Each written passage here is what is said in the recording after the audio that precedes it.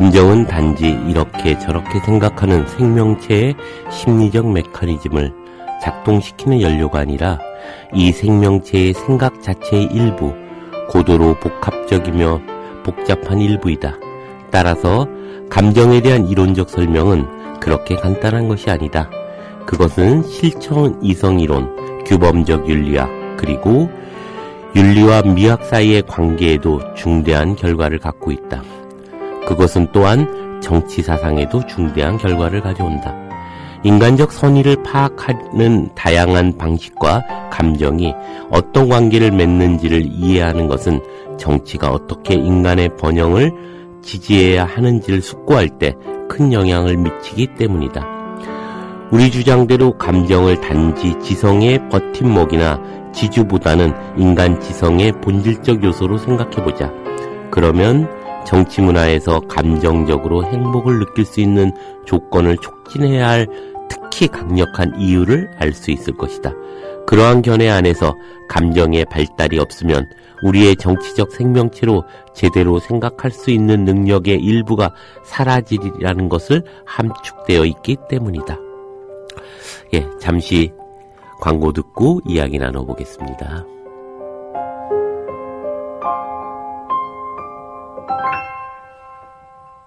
안녕하세요. 이윤호의 고전읽기입니다. 오늘은 누스바움이라고 하는 철학자에 대한 이야기를 좀 해볼까 합니다.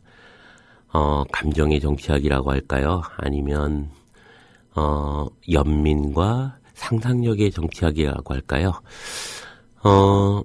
예, 최근에 이제 많은 책들이 번역되고 있고 특히 감정의 격동이라고 하는 3부작이 주제로서 번역되었습니다. 그 번역을 맡아주셨던 오늘 조영준 선생님 모셨습니다. 예, 어서 오세요. 네, 안녕하십니까. 조영준입니다. 예. 오늘 이제 누스바움에 대한 이야기를 할 텐데요. 아마 누스바움 그러면 청취자분들께서는 잘 모르실 것 같은데요. 누스바움이 어떤 분인지 먼저 좀 소개를 하고 시작을 하죠. 네. 누스바움은 이제 한국식으로 생물연대를 보면 47년생이니까 이제 올해 70세가 되신 거로 이제 알려져 있는데요. 원래 이분은 이제 뉴욕 대학에서 연극과 고전학을 이제 공부하기 시작해서 이제 브라운 대학에서 고대 스토아학파 철학을 갖고 박사학위를 받은 후에 이제 그 브라운 대학에서 전통적인 철학관에서 이제 그 교수 생활을 오래 하신 분입니다. 근데 이제 생애 후반부로 가서는 이제 시카고 대학으로 적을 옮겼는데 그 적을 옮긴 대학이 재미있게도 법학과입니다. 그래서 이게 철학도 아니고 문학도 아닌 이제 독특한 과에 가셨는데 이제 그분이 거기서 가르치는 그 과목은 오히려 역설적으로 철학이 아니라 철학을 둘러싸고 있는 온갖 영역들을 가리키면서 지금은 이제 감정 문제뿐만 아니라 조금 전에 이제 좋은 구절을 읽어주셨는데 정치 문제라든가 법학 문제라든가 또 인간학 자체에 대한 굉장히 광범위한 사유를 펼치고 있습니다. 그래서 최근에는 많은 뉴욕타임즈라든가에서 뽑은 20세기의 지성 중에 반드시 포함되는 아주 중요한 철학자로 자리 잡고 있는 사람입니다. 이렇게 간단하게 소개를 마치겠습니다. 예, 누스바움. 최근에 이제 번역이 됐는데요. 감정의 격동 3부작인데 이 책이 원래 제목은 뭐였죠? 원래 영어 제목은 Too Much of Thought라고 해서 이제 마르셀 프루스트의 잃어버리는 시간을 찾아서 나오는 한 대목을 따왔는데 이제 기존 번역본에서는 이거를 그냥 사념의 격동 이렇게 이제 표현을 했는데 이제 이 thought라는 게 이제 여러 가지 이렇게 잡생각이 떠오르는 거다 이런 뜻인데 이제 그 구조를 사념의 격동으로 했어야 이제 원래 직역으로 하면 이제 그렇게 되는 건데 그렇게 했을 때 전달되는 바가 거의 없어 보여서 예. 약간 제가 제목을 임의로 감정의 격동이라고 했는데 사실 이 문제 갖고 누스바움 교수랑 잠깐 제가 통화를 했었는데 본인도 오케이를 했습니다. 그건 자기는 충분히 이해한다 그랬으니까 그건 큰 문제가 될 것 같지는 않습니다. 예. 그 책을 번역하시면서 어땠어요? 이게 엄청난 페이지던데요. 한 1400페이지 정도 되나요? 그죠? 우리 책으로 했을 때 1400페이지가 돼서 3권으로 나왔는데 책을 번역하시면서 느꼈던 점은 어떤 건가요? 그러니까 제가 이렇게 두꺼운 책들을 종종 번역했는데, 이제 예를 들면 이제 발터 베냐민을 번역할 때는 이제 영어로 표현하자면 일종의 원더랜드로 들어가는 느낌이었습니다. 아, 이게 19세기가 우리가 읽거나 알아봤던 그런 세계가 아니라 완전히 다른 어떤 세계가 있었구나. 한쪽으로 보면 이제 베냐민이 말한 대로 쓰레기 집화장으로 들어가는 듯한 느낌. 또 하나는 또 지옥에서 올라오는 길은 쉽다라고 뭐 베냐민이 계속 인용하는데 지옥으로 내려가는 듯한 느낌. 그다음에 저희가 대학교 때 많이 읽지도 않고 비판했던 공상적 사회주의자들의 글을 통해서 꿈으로서 공상으로서 19세기로 내려가는 온갖 이상한 판타즘의 세계 같은 그렇게 저도 느꼈습니다. 발터 베냐민을. 그래서 아주 되게 이 양반의 사고가 정말 독특하고 다른 세계를 볼 수 있다라는 느낌이 들었다면 누스바움은 이상하게 번역하면서 사실 흥분되고 즐거웠습니다. 한 1400페이지라서 양이 많은데도 한 번도 어렵다는 생각이 들지 않고 아 이거는 이제 사유의 새로운 대륙으로 나를 항해하는데 예. 그 항해가 굉장히 재미있었습니다. 너무너무 재미있었고 어느 순간 물론 이제 감정이 과연 사유의 대상이 될 수 있을까? 이 양반이 이거를 어떻게 설득력 있게 풀어낼 수 있을까? 이런 거에 대한 설렘도 있었고 또 뒷부분에서는 또 제가 좋아하는 칸트에 대한 주애를 할 때는 아 이렇게 멋있게 또 칸트에 대해서 얘기할 수 있는 분이구나. 아, 이런 분의 책을 번역하여서 굉장히 행복하고 또 가장 무엇보다도 근데 제일 중요했던 거는 우리 인간에 대한 이해를 누스바움이 어마어마한 폭으로 넓혀주고 있다는 그 사실 때문에 번역은 일이라는 생각이 한 번도 안 들었습니다. 그래서 우리가 눈물 흘리고 슬퍼하고 우울해하고 남에 대해서 걱정하고 자식 걱정하고 이런 것들을 이렇게 멋있게 철학적으로 얘기해 줄 수 있는 사람이 과연 있는가. 아니 그런 아주 즐거운 마음을 했습니다. 예. 그야말로 감정의 정치학인데요. 지금까지 이제 철학의 의미 속에서 감정은 대단히 이렇게 부차적이거나 부속적인 어떤 요소로 취급되어 왔던 것들이 사실인데 네네. 그런 점에서 보면 이제 감정 혹은 감정에서 나타나는 여러 가지 어떤 요소들에 대해서 본격적으로 이야기를 하고 있는 책인 듯 하고요. 네. 또 처음 시작을 쭉 읽어보면 이제 어머니의 죽음에 대한 자신이 이제 긴 시간을 비행기 속에서 가졌던 어떤 감정의 느낌들을 가지고 이야기를 풀어나가면서 그 감정이 어떤 성격을 갖고 있는지 또 그것의 의미들이 무엇인지를 쭉 설명해 나가면서 감정이라는 것이 스토아파에서 이야기하는 것에 어떤 한계들을 가지고 있고 그것을 어떻게 넘어서야 하는지를 쭉 얘기하고 있단 말이죠. 그런 점에서 보면 감정의 정치학으로서의 의미일 텐데 어떠세요? 그 감정의 정치학 이 누스바움이 이야기하려고 하는 바를 좀 한번 좀 설명해 주셨으면 싶은데요. 그러니까 누스바움이 놀라운 거는 사실 그겁니다. 이제 감정이 뭐 중요하다. 감정에 대해서도 이제 이야기를 해야 된다. 탐구해야 된다. 이런 얘기에서 이제 그치고 주변을 빙빙 돌았다면은 이제 이 책이 그렇게 놀라운 책은 아닌데요. 보통 이제 서양에서 과학과 과학이 아닌 거를 나누는 기준이 뭐냐면은 대상이 있냐 없냐라는 기준인데요. 예를 들면 정신분석학은 과학이라고 할 수 있는 게 무의식을 대상으로 탐구를 하는 거죠. 예. 또 과학, 그다음에 이제 물리학 같은 경우는 어떤 자연 세계에 존재하는 어떤 대상을 갖고 사유를 하는 겁니다. 근데 이제 과학이라고 하는 것 중에서 제일 애매모호한 게 인문과학입니다. 인문과학은 과연 과학이냐? 이 기준을 들이대면 대부분 인문과학은 과학이 아닙니다. 예를 들면 문학 비평은 대상이 없습니다. 그건 과학이 아니죠. 왜냐하면 자기가 뭐에 대해서 어떤 거에 대해서 사유한다고 주장을 합니다. 물론 문학 비평도. 나는 텍스트를 갖고 사유한다 이렇게 하지만 그거는 대상이 될 수가 없는 겁니다. 그런 의미에서 이제 우리나라에서 무수한 지식인들이 문학 비평가를 잘 맞는 것도 묘한 현상이라고 저는 봅니다. 왜냐하면 그건 사유의 대상이 없는 겁니다. 그러니까 김현 선생 같은 분은 텍스트를 둘러싸고 연애를 하는 거다 이런 식의 아주 멋진 말로 어떤 글을 썼지만 사실은 그거는 굉장히 빈약한 인식일 수가 있는 겁니다. 그러니까 대부분 지금 인문과학도 역사학도 명확하게 대상이 있냐면 대상이 없는 거라고 볼 수 있습니다. 그냥 사건이 있는 거지 그게 엄밀하게 대상이 될 수는 없습니다. 그런데 누스바움이 이 책에서 놀랍게 전개하는 거는 감정이 대상을 갖고 있다는 걸 발견함으로써 그걸 과학으로 펼치고 있는 겁니다. 그래서 제가 이 긴 책을 3부작으로 나눴던 것도 일부에는 이제 누스바움도 계속 이 감정이란 게 뭐냐면 감정의 특징이 두 가지다라고 보는 거죠. 무엇임에 관한 것이다. 두 번째는 누구누구와 관련이 되어 있다라는 거죠. 저는 이게 누스밤이 이 감정 연구에서 서양 철학 2,500년 동안 계속 감정 연구가 시도되어 왔지만은 거기서 돌파구를 열었다고 봅니다.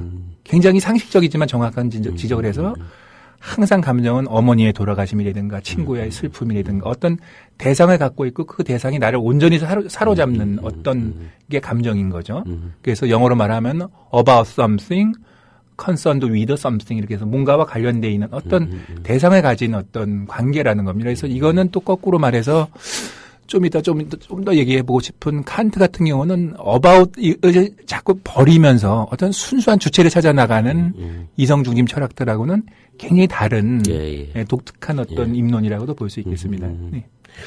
그 구성으로 보면 이제 칸트의 구성하고 비슷한 증명 방식도 비슷하고요. 그러니까 순수 이성 비판, 실천 이성 비판, 판단적 비판. 내 구성처럼 보이고 처음에 이제 감정의 여러 가지 층위들을 쭉 증명해 나가고 그럼으로써 이제 그다음에 연민에 대해서 사랑에 대한 이야기로 이제 넘어가고 있는데 그런 점에서 보면 칸트의 어떤 부분과 유사하면서 또한 그 후기에 그런 거를 쓰셨던데 조주관님께서 이렇게 물구나무는 칸트다. 이런 말씀을 하셨던데요. 그것이 갖고 있는 의미에 대한 거는 어떻습니까? 이제 칸트에 대해서는 이제 이런 얘기가 믿거나 말거나 전해져 오고 있습니다. 그래서 이제 칸트가 이제 그 독신이었으니까 이제 집에서 이렇게 이제 부리는 일종의 이제 시종이 있었는데 어느 날 시종이 계속 입을 꾹 다물고 따라오다가 어렵게 말을 꺼낸 게 이런 말을 했다고 합니다. 선생님. 세상 사람들이 말하는데 선생님 주장에 따르면은 하나님이 안 계시는데요. 우리 같은 사람은 하나님을 못 믿으면 어떻게 삽니까? 하면서 막 울더랍니다. 시종이. 그러니까 칸트가 그래? 그러면은 뭐 있다고 하지 뭐. 있다고 요청하면 돼. 내 이론 중에서는 어떤 절대적인 거는 요청해도 되는 거야. 걱정하지 마라. 이렇게 이제 말을 했다는 믿거나 말거나 한 일화가 있는데 사실 이게 이제 신에 대한 증명에서는 칸트 이야기는 사실 요 얘기랑 비슷한 겁니다. 예. 증명이 안 되지만은 또 증명이 안 된다는 거지 없다는 건 아니니까요. 칸트 얘기 자체가. 근데 그거는 우리가 도덕적으로 살기 위해서는 요청을 드릴 수 있다. 이 얘기니까 이제 아마 제 생각엔 누가 이제 이런 걸 지어냈겠죠. 뭐 칸트 철학을 이제 쉽게 설명하기 위해서. 또 이런 일화가 있고 두 번째 일화는 이제 발터 베냐민이 편집한 책 중에서 독일인들 이런 책이 있습니다. 국내는 소개가 안 됐는데 이제 독일의 대표적인 문인들이나 철학자들의 편지들을 한 30통을 뽑아놓고 발터 베냐민이 거기다 주해를 한 건데 그 중에 이제 칸트의 동생인가가 그 칸트에게 보낸 편지가 있는데 이제 대략 아마 이런 내용입니다. 그러니까 이제 형 사무실에 가봤더니 누추하고 철학 교수지만 누추하고 철학하기가 짝이 없더라. 그래 갔더니 형 방 문이 열렸는데 빼감이 한 줄기 빛이 형 방에 들어가고 나머지는 어둠 속에 불도 하나도 안 켜져 있는데 형이 앉아 있더라. 뭐 이런 이제 내용입니다. 그래서 이제 이게 약간 문제 풀어보자면 그 한 줄기 빛이 일종의 이제 계몽주의라고 할 수 있겠습니다. 그러니까 이제 계몽주의라는 건 인라이트먼트니까 빛이니까. 근데 대부분 그 아주 방도 누추하고 초라하고 이 계몽주의 대가라고 볼 수 있으니까 칸트가 이 사람 방이 그런 모양입니다. 거의 다 어둠에 잠겨 있고 조그만 빛이 이제 들어가서 조금 비치고 있는 그 정도가 독일의 사상이고 순수 이성의 정도가 이제 그 정도입니다. 그럼 다시 이걸 좀 더 얘기를 진전해 보면 이 어둠에 잠긴 영역은 과연 뭐겠냐 하는 건데 이건 아마 이제 이성이 아닌 거겠죠. 그럼 이성이 아닌 거면 보통은 감성이라고 할 수 있는데 근데 칸트는 자꾸 이제 순수 이성 비판에서 이제 독일 말로 해서 그 많이 팔티카이트해서 뭐 잡다함 이렇게 해서 이 감정이 잡다하다고 놓고 이거를 자꾸 정돈시키려고 하는 거죠. 그래서 뭐 철학적인 상식입니다만 이제 뭐 감성, 오성, 이성 이렇게 해서 가능하면 순수 이성의 상태로 이제 나가고자 하고 또 그건 당시에 이제 또 이렇게 유럽 지성이라든가 유럽 어떤 철학적인 정신의 요청이었겠죠. 우리 인간이 어디까지 엄밀하게 사유할 수 있냐를 따져보는 것도 굉장히 큰 과제였기 때문에 저는 이제 뭐 칸트를 폄하한다든가 그런 일은 있을 수 없다고 봅니다. 하지만 동시에 또 칸트의 방에 비유해서 볼 수 있듯이 또 무수한 영역이 어둠 속에 남겨져 있었는데 사실은 나중에 이제 논란이 됐던 이제 아이만부터 해서 아렌트 철학까지는 저는 이 어둠의 영역이 뭔지를 독일이 좀 돌아보지 못한 부분이 있다. 계속 이제 독일이 후발 자본주의 국가고 계몽주의도 늦었기 때문에 빨리빨리 이제 그런 거를 정립하려고 하다가 막상 이 어둠에 묻혀 있는 영역들을 소홀히 한 거 아니냐. 그러면서 저는 정치적 참화로 이어지지 않았느냐. 그런 생각을 해봅니다. 그런 의미에서 또 누스바움이 이 영역을 사유하는 게 바로 정치를 사유하는 거다라는 것도 어떻게 보면 전곡을 찌른 얘기입니다. 예. 아까 이제 윤호 선생님께서 굉장히 저도 아주 깜짝 놀랄 구절을 읽어주셨는데 이제 이른바 정치의 영역이지만은 사실 저희가 가만히 돌이켜보면 정치가 뭐 정강 대결이라든가 절대 아닐 겁니다. 아니죠. 예. 절대 아마 가능성이 별로 없는 얘기고 결국 궁극적으로 이걸 쪼리다 보면은 저 사람이 누구냐, 나랑 얼마나 가까운 사람이냐, 대학은 어디 나왔느냐, 이런 거 따지고 투표를 하는 게 사실은 저희뿐만 아니라 사실 또 미국이라는 나라도 대부분 정치라는 게 그 요소가 굉장히 장악돼 있는 건데 이제 문제는 아까 칸트비로 돌아가면은 이 어둠에 잠긴 영역을 사유를 하는 것도 한 줄기 빛을 찾아내는 것만큼 굉장히 중요한 거다. 근데 이제 이 작업을 이상하게 이제 이제 오히려 그 이후에 세계가 격동으로 돌아가면서 자꾸 이 격동에 빠진 이유가 우리가 합리적이지 않고 이성이 패배하고 반지성이 승리해서 막 이런 식의 레토릭으로 이제 커버를 해온 거죠. 그런데 이제 누스바움의 이 책이 놀라운 건 그게 아니지 않겠느냐. 오히려 자꾸 빛만 추구하지 말고 그 어둠에 잠긴 영역을 한번 잠수를 한번 해보자. 그쪽으로 깊게 들어가 보자. 저는 이 책에서 굉장히 놀라운 이론적인 성취가 있고 또 우리가 현실적으로 정치적으로 또 살아가고 함께 연대하는 데 있어서 굉장히 중요한 책이라고 이렇게 생각이 듭니다. 그러게요. 제가 후기를 쓰신 걸 보면서 깜짝 놀랐던 것 중에 하나가 이 두꺼운 책 전체를 하나의 일화를 가지고 쭉 이야기를 하시면서 이 책의 성격은 바로 이런 것이다라고 말씀하셨던 어떤 그 비행 청소년의 이야기를 쭉 읽어보면서 정말 재밌는 비유였고 또 누스바움이 이야기하려고 했던 것이 이거였을 수 있겠구나 이런 생각을 좀 했었는데요. 그 얘기를 조금 좀 해주시면 어떨까 싶은데요. 근데 최근에 이제 누스바움하고는 전혀 관계없는 영역에서 이제 법 철학이 갑자기 이제 요새 우리 사회의 중심을 차지하고 있는 게 이제 혹시 이제 보셨는지 모르지만 최근에 이제 조르주 아감벤을 통해서 칼 슈미트가 부활하고 또 칼 슈미트랑 연동돼 있던 발터 베냐민의 그 중에서도 이제 폭력 비판을 위하여 거기에서 이제 법 정립적 폭력 이렇게 해서 이제 갑자기 법과 폭력 아니면 법 철학 그리고 또 법과 관련된 정치 이런 부분들이 이제 포스트 모더니즘 이후에 이제 우리 사상계에 많이 이제 유행을 하고 있죠. 그러면은 이제 이게 누스바움이 이제 여기서 계속 이제 아까 말씀드린 대로 누스바움 자체는 이제 법학과 교수입니다. 그래서 이제 이 양반 책 중에서 가장 한국에 먼저 번역된 게 이제 시적 정의라는 겁니다. 근데 굉장히 제목이 묘하죠. 법대 교수님인데 제목은 시적 정의라고서 이제 우리식으로 하면 인문대 문학부 친구들이 하는 책입니다. 그래서 저희는 보면 되게 사법적 정의 이래야 되지 않습니까? 그렇죠. 그리고서 이제 그 법대 가보면 있는 게 이제 그 여신이 디케라는 여신인가요? 그 눈을 가리고 있잖아요.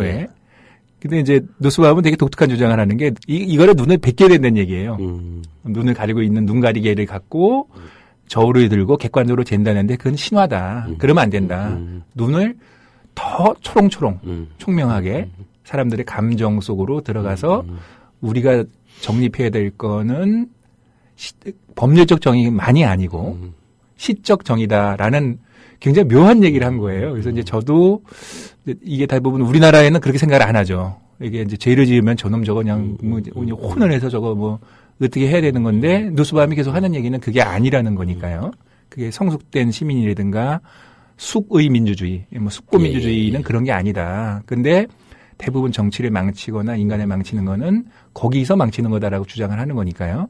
그래서 이제 예를 든 거는 이제 어떤 이제 법원의 부장 검사님께서 비행 청소년을 벌주지 않고 법정에서 가만히 안아주시면서 애한테 용기를 주는 말을 하는 그런 이제 사례를 제가 찾아낸 건데 그거는 이제 이 책을 설명하려니까 저도 어려운 거예요. 이 한국 상황에서.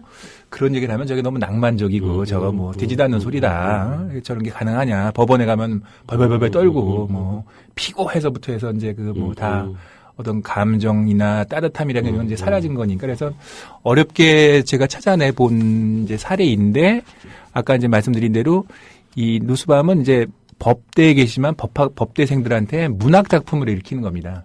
그래서 그 사건 자체를 법적 사건이 아니라 법적 사건은 최소화 시켜본 거죠. 최대화 시켜 본다면은 그거는 동시에 이제 인간적 사건으로 이해하자는 거죠. 그러니까 법률적 사건들을. 그래서 이제 고예가 적절한 이해가 됐는지는 저도 좀 의구심이 계속 드는 거는 우리 사회가 법에 대한 인식이라든가 또 인간에 대한 이해가 사실 이제 누스밤이 얘기하는 거랑은 상당한 거리가 있는 게 또 사실이어 갖고 저도 이제 인용했지만 약간 뭐 조심스러운 부분은 있습니다. 근데 어쨌거나 누스밤이 이야기하려고 하는 현실 정치라고 할까요? 현실 사회에서 우리가 잊어버리고 있었던 것, 그리고 새로 세워야 되는 것들이 무엇인가.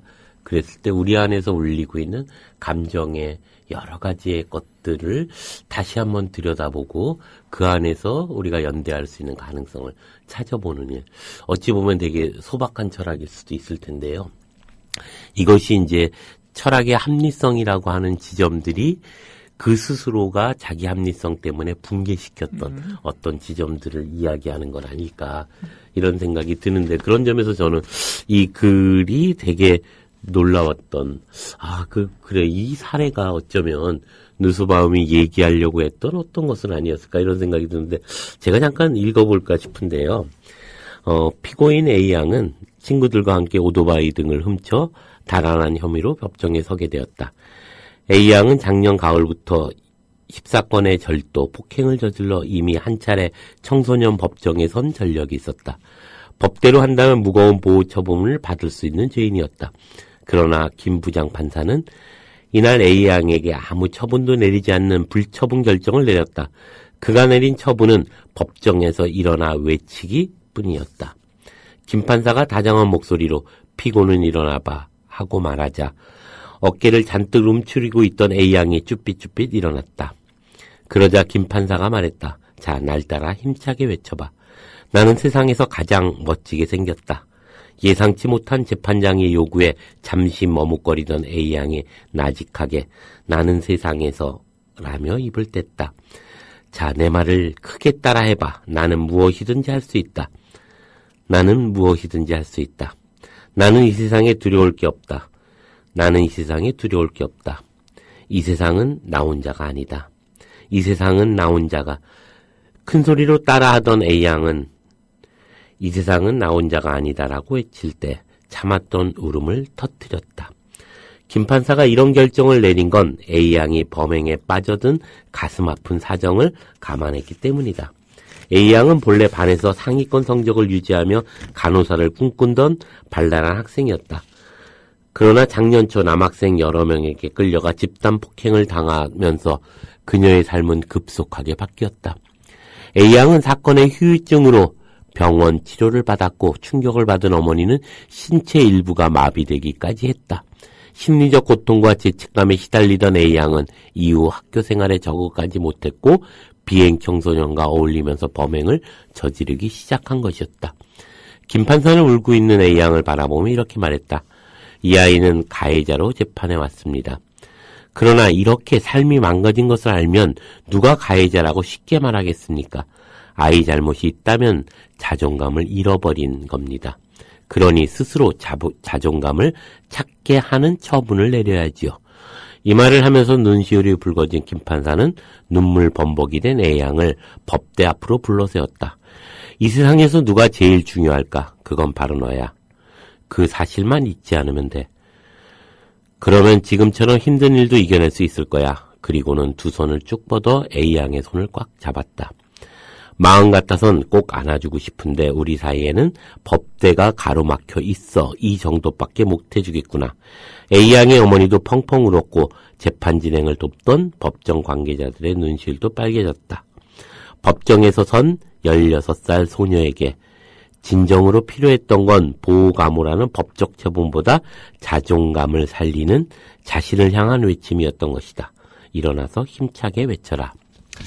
예, 이 이야기가 어쩌면 누스바움의 어떤 의미를 꿰뚫고 있는 어떤 사례들은 아닐까 이런 생각을 하는데요. 우리 사회가 결국 여기에 보면 법대라고 하는 그 법 가로막는 네. 틀이죠.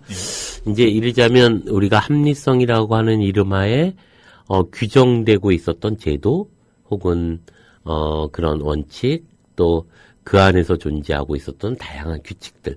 이것이 어쩌면 우리가 놓쳐버린 어떤 지점들이 있지 않는가에 대한 문제의식으로부터 뉴스와움은 시작하고 있고 아까 말씀하셨던 그 가녀린 빛의 나머지 부분에 존재하는 어두움.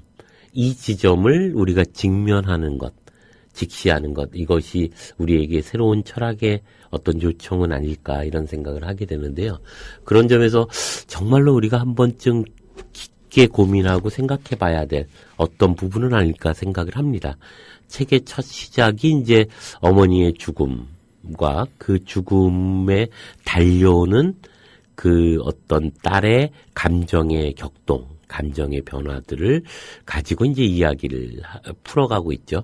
어머니가 그 위기를 겪고 있고 급하게 이제 비행기를 타고 오면서 웃고 있는 그 비행 승무원들을 보면서 분노를 느끼고 이 분노의 정체가 무엇일까? 뭐 이런 것들을 고민하면서 이제 이르자면 이야기는 시작하고 있습니다.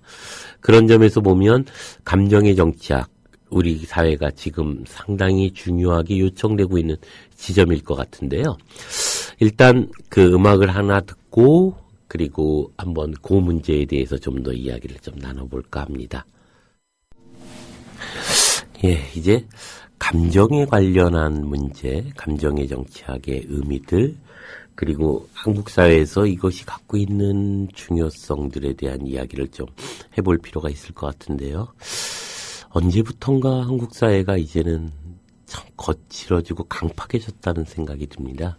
무엇인가 끊임없이 비난하고 부서뜨리고 없애버리고 이런 의미들 속에서 우리 스스로가 우리 안에 있는 어떤 감정의 어떤 요소들이 대단히 사나워지고 거칠어지고 있는 것은 아닌가. 그 논어에 보면 그런 말이 있어요. 보통 우리가 그런 어진 것을 존중하는 것은 최상의 것인데 어질지 않음을 미워하는 것 정말 중요한 일이다. 근데 어질지 않은 것을 미워할 때는 그것이 내 몸에 붙지 않게 조심해라. 이런 얘기가 있거든요. 그런 점에서 보면 우리 사회가 이제 결국 괴물과 싸우다 끊임없이 괴물로 변해가고 있는 사회라는 생각이 듭니다. 그런 속에서 이제 이 감정의 문제, 뉴스마움의 의미들은 있을 것 같은데요. 그것에 대해서 조금 말씀을 해주시면 어떨까요? 예, 좋은 지적이신데 제가 개인적으로 어떤 일이 있어서 이제 그 광화문에 있는 성공회 성당의 신부님을 잠깐 이제 만나뵌 적이 있었는데 신부님이 이제 그 성당에서 25년 동안 계속 같은 장소에 재임을 하셨다는데 언뜻 지나간 투로 하신 말씀이 저한테 되게 많이 와닿았던 게 이제 신부님께서 하고 싶어 하시는 거는 이제 인문학 강좌를 그 성당과 연관시켜서 하고 싶으신 것인데 그 말씀을 나누시다가 하시는 말씀이 제가 25년 동안 여기 근무해 봤지만 이 광화문이라는 데가 투쟁과 다툼과 분쟁의 장소가 아니었던 적이 한 번도 없습니다. 아주 굉장히 충격을 먹었습니다. 그 말씀에. 광화문이라는 데 온갖 사연이 있지만 우리가 어떤 선을 위한 거라든가 좀 더 좋은 것. 물론 이제 뭐 투쟁이 꼭 나쁘다. 그렇게 들으시면 오해시겠지만은 그만큼 우리가 사는 게 이렇게 강팍지고 힘들고 또 제도적인 부족함 이런 거에 대한 어떤 항의라든가 이런 거로 25년 아니면 그 이상이 계속 차온 게 아닌가라는 생각을 좀 해봤습니다. 그래서 저는 그 얘기가 굉장히 이제 많은 생각을 떠올리게 하는데 이제 우리 사회가 물론 이제 그런 이제 어려운 부분들도 있고 더 바꿔야 될 부분도 여전히 많은 건 사실이지만 동시에 뭐 새도 양날개로 날아야 하듯이 또 한쪽에서는 좀 더 다른 어떤 움직임이 있어야 되는데 아쉽게도 그건 보이지가 않고 점점 더 한쪽 날개로만 날고 있는 게 아닌가라는 우려가 제가 이 책을 번역한 이유 중에 하나가 있는데요.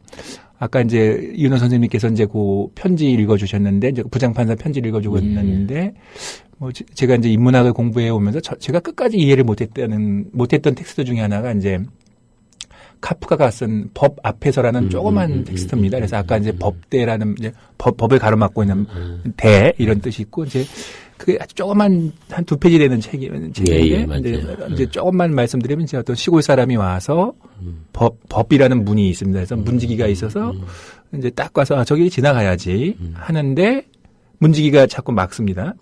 못 들어간다. 근데 가서 왜 못 들어가냐 물어보면 왜 못 들어가냐 들어갈 수 있다. 이 법은 너를 위한 것이다.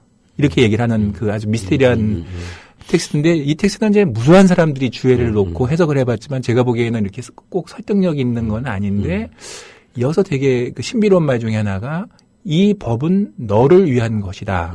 이 말입니다. 그래서 이제 나중에 죽고 나서 해주는 얘기죠. 이제 이 시골 사람이 죽으면서 결국 못 들어가서 문 밖에서 죽으면서 이거 어떻게 된 거냐 했더니 이건 너를 위한 거지. 내가 지킨다고 해서 내 것도 아니고 너를 위한 것이다인데 좀 전에 이제 이윤호 선배님께서 읽어주셨던 이제 부장판사 얘기가 바로 이 법이 너를 위한 거다라는 저는 그래서 이제 그게 또 즐겁게 인용한 측면이 있습니다. 그래서 제가 한 20, 30년 동안 계속 이게 무슨 이야기일까라고 이제 궁금해 했던 거를 긍정적인 방식으로 법은 바로 우리를 위한 거다라는 건데 이게 이제 지금 한국 사회랑 많은 의미가 있는 것 같습니다. 그래서 이제 얘기를 좀 더 길어질 수 있지만 예를 든다면 이제 카사노바가 그렇게 문제가 됐던 거는 약간 이제 얘기가 좀 그렇긴 하지만은 카사노바가 남녀의 관계에서 이전까지는 주로 이제 여자를 이렇게 이제 얻을 수 있는 방법이 폭력을 행사하든가 돈을 행사하든가 강압을 행사하는데 카사노바는 별로 가진 것도 없는 자가 사실은 말 하나로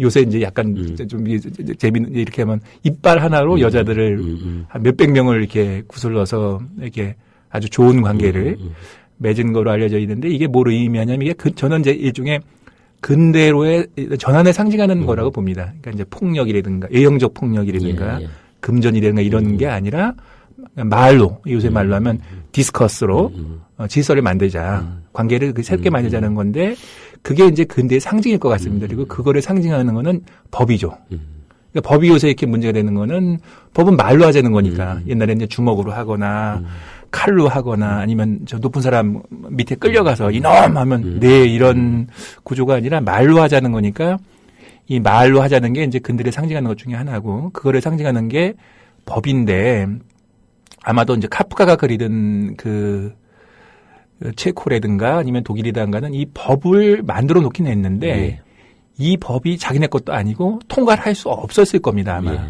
문지기가 그러니까 뭐 예를 들면은 히틀러라든가 이런 사람들이 지키고 있어야지 이게 문도 유지가 되고 근데 절대적으로 그 문을 통과시켜 주지를 않는 거죠.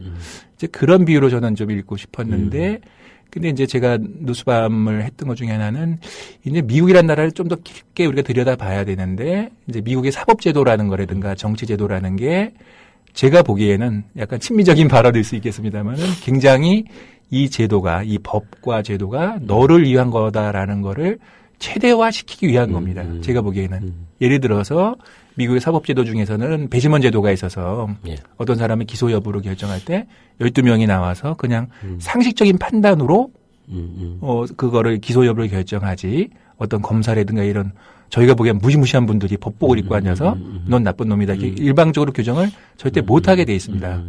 지금 뭐 정치의 계절이지만은 미국의 선거를 보면 지금 이제 다 코커스라는 걸 밑에서부터 올라오는 제도를 통해서 다 정치라는 것처럼 미국이 이제 우리가 이제 친미 반미 떠나서 굉장히 중요한 건 미국이 어떤 나라인가를 직시하는 건데 미국이라는 제도가 굉장히 그런 측면이 강하다고 저는 봅니다. 그래서 이제 그 토크빌이 쓴 미국의 민주주의라는 책 보면은 놀라워하죠.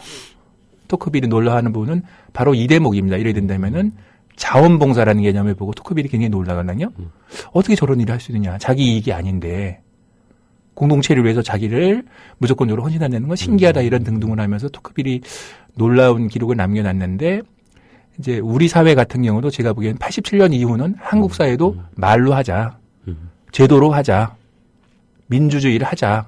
여기까지는 합의가 돼서 다 했는데 문제는 해보니까 이게 과연 이 제도라든가 법이라든가 민주주의가 과연 우리를 위한 것인가라는 그 의문을 우리가 못 풀고 있는 것 같습니다, 지금. 더 이상 그거에 대해서 제도적으로 막 뭐 저항하거나 뭐 속된 말로 화염병에 던지고 돌을 던지면서 이렇게 저항할 수 있는 건 아닌데도 이게 우리를 뭔가를 억누르는 것 같은 거고 우리를 편안하게 해준 것 그런 것 같고 우리 게 아닌 것 같고 예.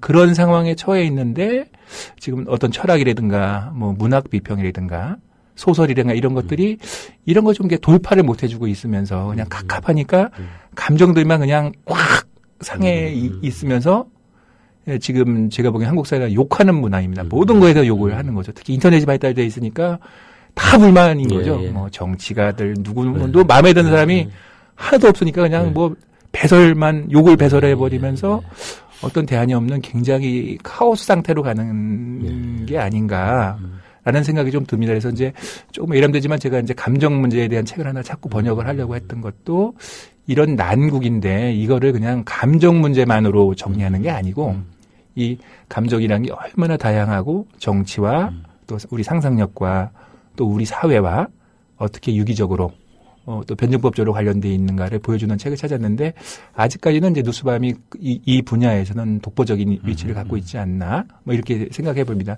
조금 길었습니다 설명이. 예, 그렇죠. 최근에 이제 사실 아까 제가 괴물과 싸우다 괴물이 된다는 말씀을 드렸는데 이게 방향을 잃어버리고 아까 그 주주관님 말씀대로 정치인 중에 마음에 드는 사람이 없는 욕하는 사회가 되었다. 근데 단순히 그런 문제뿐만이 아니라 동료나 주변 관계나 이런 것들 속에서도 나타나는 문제죠.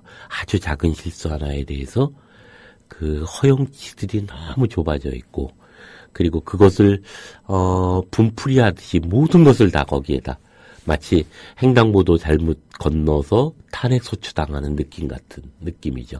마치 모든 것을 엄청나게 자복해야 되는 어떤 그런 것들이 요구되고 있는 그리고 그런 점에서 보면 예를 들면 세월호 문제만 하더라도 세월호에 무엇인가 돕고자 했던 사람치고 상처 안 받은 사람이 그렇게 많지 않아요. 다들 그 상처는 도리어 그 광장에서 존재하는 상처가 아니었나. 그리고 그것의 기원이 어디에 있는가를 보면 우리 안에서 갖는 어떤 감정의 정치학이랄까 이것을 조율하지 못하는 우리들의 어떤 사유의 빈곤 거기로부터 비롯된 것이 아닌가 이런 생각들을 많이 하게 됩니다. 그런 점에서 보면 누스바움의 책은 우리에게 많은 것을 한 번쯤 돌아보게 하는 의미들이 있을 것 같은데요. 이제 마지막으로 한번 그 누스바움이 이야기했던 중요한 몇 가지 가치라고 할까요? 뭐 이런 걸 좀 한번 정리해 주시면 어떨까 싶은데요. 그러니까 제 기준으로는 이제 좋은 철학자는 무엇일까 이렇게 생각을 해볼 때 제가 개인적으로 답을 내리는 거는 어떻게 보면 단순하고 어떻게 보면 너무나 분명한 사실인데 인간에 대한 이해를 굉장히 깊게 해주는 철학자가 좋은 철학자다 이렇게 생각을 하는데요. 저는 그런 면에서 이제 누스밤을 굉장히 좋아하는데 이 책을 읽고 나서 딱 드는 생각은 두 가지 생각이 들었습니다. 이게 인간이지. 이렇게 철학이 얘기하는 이제 이렇게 누스밤이 이야기하는 게 우리 인간이지. 라는 생각 하나와 두 번째는 인간이 여러 가지 의미로 해서 복잡 다단한 존재다라는 거. 그리고 철학자의 사명은 그거를 풍부하고 맥락을 잡아가서 밝혀주는 거다. 왜 제가 이런 상식적인 얘기를 했냐면 저희가 그동안 읽었던 철학책들이 이런 책이 아니었다는 생각이 듭니다. 그래서 어떤 말씀이냐면 제가 이제 80년대 대학을 다녔지만은 다 보면 이제 그때 철학이나 우리가 독서하는 게 어떤 특정 목적이 있습니다. 그때는 이념적 목적이 있었을 거고 최근에는 어떤 경제 경영서라든가 처세라든가 이래서 대부분 어떤 특정 목적을 갖고 저희가 책을 읽습니다. 순수하게 읽는 데는 건 거의 가능하지가 않은 이야기들인데 누스밤은 여기서 어떤 전제도 없이 인간을 보자는 거죠. 그래서 이제 누스밤을 세계적으로 알려지게 해준 개념 중에 하나는 이제 커패빌러티라고 해서 이제 보통은 역량 이렇게 번역을 합니다. 근데 보통은 이제 누스밤이 약간 비판하는 거를 영어로 옮겨보자면 아마 어빌러티 그래서 이제 우리말로 하면 스펙 정도일 겁니다. 그래서 인간을 어떤 능력의 소유자, 능력을 가진 거를 중심으로 평가하는 건데 그게 이제 그 누스밤은 누구를 이렇게 크게 비판하거나 적대적으로지는 않는데 아마 누스밤이 겨냥하고 있는 건 그런 인간관일 겁니다. 그래서 어떤 좋은 철학자의 책이라고 하는 거는 특정한 인간관을 충분히 논구하는 거라고 생각이 드는데 누스밤은 그 점에서도 굉장히 좋은 철학자인 것 같습니다. 그래서 이분이 지금은 이제 공동 작업을 하는 게 이제 인도 출신의 노벨 경제학상을 수상한 아마티아 센이라는 사람인데 이분하고 거의 이제 코워크를 해서 같이 낸 책도 몇 권이 있습니다. 그래서 이제 이분들이 두 가지 분들이 만들어서 제출한 개념은 커페빌리티라는데 이게 이제 유엔에서도 채택이 돼서 유엔에서 각국의 커페빌리티 지수 인덱스라는 게 있어서 그 지금 이제 그거를 평가하기도 하는데 저는 이 두 분이 이 개념을 어떤 새로운 인간관이죠. 이거를 굉장히 더 발전을 시켰으면 좋겠다는 생각을 하는데 이거는 이제 아까 굳이 말씀드린다면은 어떤 이성적이고 합리적인 기술뿐만이 아니라 인간이 어떤 이제 감흥 능력. 재밌네요. 또 상대방을 이해해서 함께 할 수 있는 능력. 이런 게 얼마나 좋습니까?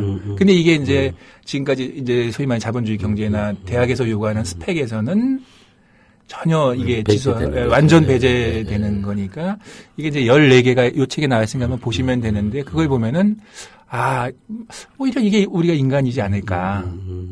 적어도 인간의 중요한 측면이 아닐까. 이 부분을 이제 이분들이 끌어내는 건데 아까 만약에 이제 윤호 선배님 읽으신 그 이제 법정에서의 작은 일화도 그걸 보시면 아는 겁니다. 이제 만약 어빌러티로 보면 이 소녀는 비행 소년이기 때문에 얘는 가서 갇혀 있으면 고쳐진 인자가 믿는 신화가 있는 거예요. 얘가 이제 나쁜 짓을 했으니까 그에 응당하는 벌을 받으면은 뭐 혹시 될까라는 건데 이제 이 부장판사님이나 누스밤의 입장은 저런 소녀를 가둬봐야 쟤한테도 나올 게 어떤 게 없다라는 걸 보는 거죠. 거꾸로 이 아이가 가진 포텐셜은 다른 데 있다는 거죠.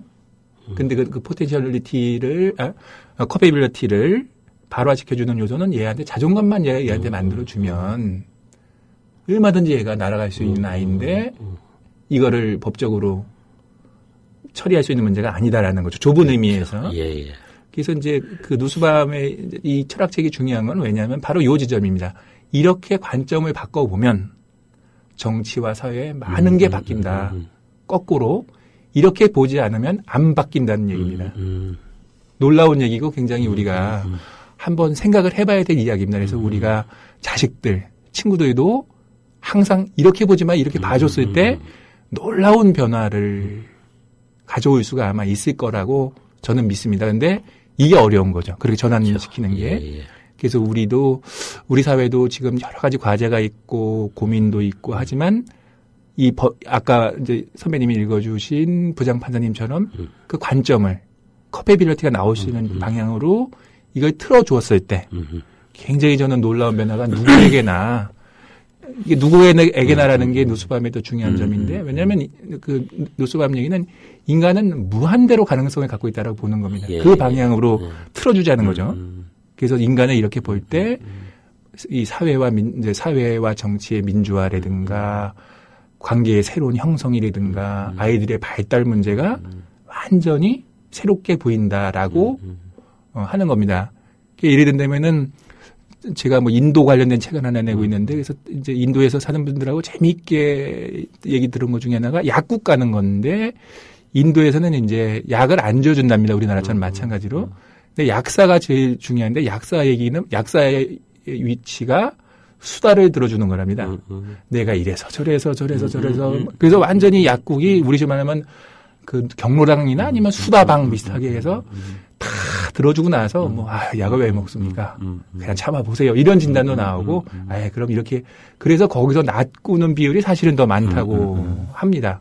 그러니까 이제 우리는 대부분 근데 이제 예를 들면 아프면은 그냥 무슨 약을 줘. 이런 식의 대답밖에 안 하는데 아마 지금 우리 사회가 그런 게 아니는가. 그러면서 자꾸 약이라고 먹는데 예를 들면 정치로 치면 정권 바꿔보지만 그냥 뭐 고놈이고 요놈이 조놈이고 한 그런 상태를 뱅뱅뱅뱅 돌면서 민주화는 됐으니까 할 말 없고 또 해봐야 또 이놈들이 또 부정부패하고 또 무슨 진짜니 가짜니 세거니 막 그런 얘기만 피곤하게 들리는 건데 하여튼 이제 저도 얘기하다 보니까 누스밤이 중요한 것 같습니다. 그렇죠. 아까 인도 얘기 하셨는데, 그 스와리지에 보면은 그 간디가 이야기했던 게 그거죠. 인도인을 노예로 만드는 세 가지 중에 하나가 약국이다, 약사다, 이런 얘기를 하는데, 이유가 뭐냐면, 이제, 우리가 병이라고 하는 건 스스로가 자기를 성찰하게 하는, 그러니까 과도하게 몸을 쓰면 아픈 거고, 그랬을 때 내가 좀 쉬라고 하는구나, 이런 것들을 깨닫게 하는 건데, 약은 그것을 깨닫지 못하게 하는 역할을 한다. 그래서 특히나 한 종족을 위해서 다른 종족을 실험되는, 그래서 모든 것이 이제 동물 실험을 통해서 만들어지니까 한 인간을 위해서 나머지 동족이 실험되는 것은 결코 정당하지 못하다. 이 간디가 그러면서 이제 유명한 태지를 남기는데, 한 명의 인도인이 노예가 되면 전 우주가 노예가 됩니다. 이게 이제 아마 그런 누스바움의 어떤 의미하고 상통할 것 같은데요. 그런 점에서 보면 이제 누스바움의 책이 길지만 차분히 한번 읽어보면 여러 가지 의미들을 우리가 우리 시대에 던져줄 거라는 생각이 드는데, 문제는 이제 서문에서도 그런 말씀을 쓰셨는데, 1권이 좀 어렵고, 그런데 이게 꼭 1권부터 순서대로 읽어야 되는 것들은 아니죠. 어떠세요? 3권이 있는데. 이제 물론 뭐 이분이 쓰실 때는 이제 순서대로 쓰신 거기 때문에 이제 순서대로 읽는 게 뭐 이제 방법인데 꼭 그렇게 안 하셔도 됩니다. 사실은 그럴 필요가 없고, 뭐 법이나 정치에 대해서 관심이 오히려 많으신 분은 이권을 읽어도 크게 어렵진 않으실 겁니다. 그다음에 또 문학의 고전 문학에 대해서 관심이 있으시는 분들은 뭐 3권, 그냥 따로 띄어서 읽어도 사실은 그 자체로 굉장히 즐거운 독서입니다. 재미있게 잘 쓰셨기 때문에. 그다음에 이제 철학에 대해서 좀 깊이 들어가서 이제 그 감정에 대한 철학적 이제 입론을 만드시는 걸 보려면 1권을 보시면 돼요. 그것도 이제 칸트도 그렇죠. 예를 들면 순수 이성 비판이 저 머리 아플 때 그 실존 이성 비판부터 읽으면서 의미들을 찾아보는 것도 되게 의미 있을 것 같은데요. 그런 점에서 이제 여러분한테 이 두꺼운 3권짜리 책을 여러분에게 소개를 하고 있는데요. 그런 점에서 보면 이 안에 우리가 겪어야 되는 현실의 많은 문제들이 이 안에 들어가 있고, 이것들을 통해서 현실에 우리 스스로가 괴물된 우리들을 다시 돌아볼 수 있는 하나의 의미들을 갖고 있지 않는가, 이런 생각도 해봅니다. 한번 그 겨울의 끝자락, 이제 봄에 오는 소리를 들으면서 한번 긴 독서에 빠져보시는 건 어떨까 생각이 듭니다. 자, 오늘 나와주셔서 감사합니다. 오늘 뭐 많은 말씀을 해주셨는데요. 무엇보다도 누스바움이 우리에게 던져주는 메시지, 아마 청취자 여러분들이 그것이 뭔 의미를 갖고 있는가는 아마 아셨을 것 같은데, 어떻게 한마디 좀 정리해 주실 말씀 있으신지요? 저는 이제 개인적으로 제가 제일 좋아하는 작가가 단테고, 계속 단테를 이제 제가 힘들 때마다 읽는데, 단테가 지옥을 거쳐서 연호에 거치고 천국을 거쳐서 이 노래 100곡의 마지막에 가서 이런 말을 합니다. 내가 거쳐온 이 모든 것은 한 권의 사랑의 책을 위한 것이다. 이게 신곡의 끝 노래입니다. 아마도 제가 약간 오늘 흥분한 거를 좀 참고 있는데, 누스바움이 여러분들에게도 그렇게 사랑에 대해서, 연민에 대해서, 우리가 함께 살아감에 대해서 생각할 수 있는 좋은 아마 계기가 될 수 있는 책이라고 생각이 듭니다. 많은 지금 이제 제 주변에 봐도 많은 사람들이 이제 힘들고 어려움을 느낄 텐데, 이럴 때일수록 한번 좋은 책을 갖고 자기 고민을 이렇게 좀 넓혀보는 것도 좋은 어떤 계기가 되지 않을까 싶습니다. 어렵게 설명이 됐는지 모르겠습니다. 감사합니다. 예, 나와주셔서 고맙습니다. 저는 이제 또 다음 주에 뵙겠습니다. 예, 고맙습니다.